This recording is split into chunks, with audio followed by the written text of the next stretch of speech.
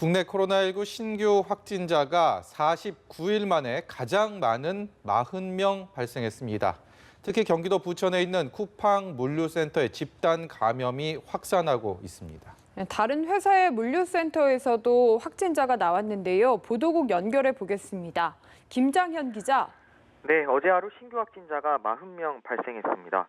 신규 확진자는 지난달 7일 53명 발생한 이후 49일 만에 가장 많이 발생했습니다. 이로써 오늘 0시 기준 국내 코로나19 누적 확진자는 11,265명으로 집계됐습니다. 신규 확진자 가운데 37명은 국내 지역사회에서 감염됐습니다.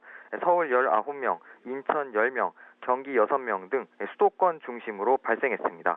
특히 쿠팡 부천 물류센터에서 집단 감염이 발생해 확진자가 늘고 있습니다.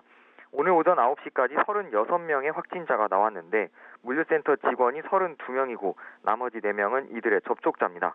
현재 직원과 접촉자 등 4천여 명 가운데 2천여 명이 검사를 받고 있어 확진자는 더 늘어날 것으로 보입니다. 방역당국은 이 물류센터 근무자의 가족 중 학생과 학교 직원이 있는 경우 등교를 하지 말라고 당부했습니다. 방역당국은 물류센터에서 아프면 3, 4일 정도 쉬기 등 기본적인 방역수칙이 제대로 지켜지지 않은 것으로 보고 있는 가운데 일부 근무자들이 마스크를 쓰지 않았다는 지적도 나왔습니다. 이 물류센터 집단 감염은 그동안 이태원 클럽에서 시작된 것으로 추정됐지만 방역당국은 별개의 지역 감염 가능성도 열어두고 조사하고 있습니다. 쿠팡 물류센터에 이어 서울 송파구의 마켓컬리 물류센터에서도 일용직 근무자 1명이 확진 판정을 받았습니다. 이 물류센터 시설 가운데 확진자가 근무한 상온 1센터가 폐쇄됐습니다. 접촉 가능성이 있는 직원 300여 명은 자가격리에 들어갔고 검사도 받을 계획입니다.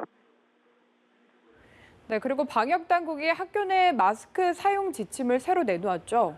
네, 방역당국이 오늘부터 시작된 학생들의 2차 등교 수업에 맞춰 교내 마스크 사용 지침을 새로 내놨습니다.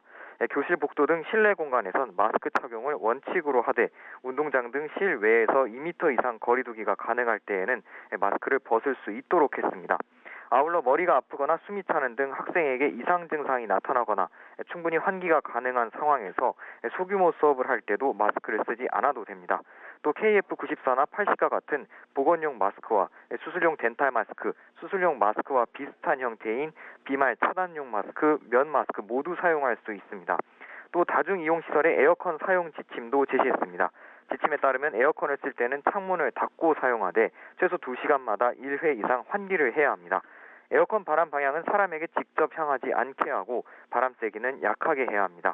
또 환기가 어려운 밀폐시설에서 에어컨을 사용할 때에는 모든 이용자가 마스크를 착용해야 합니다. 지금까지 보도국에서 전해드렸습니다.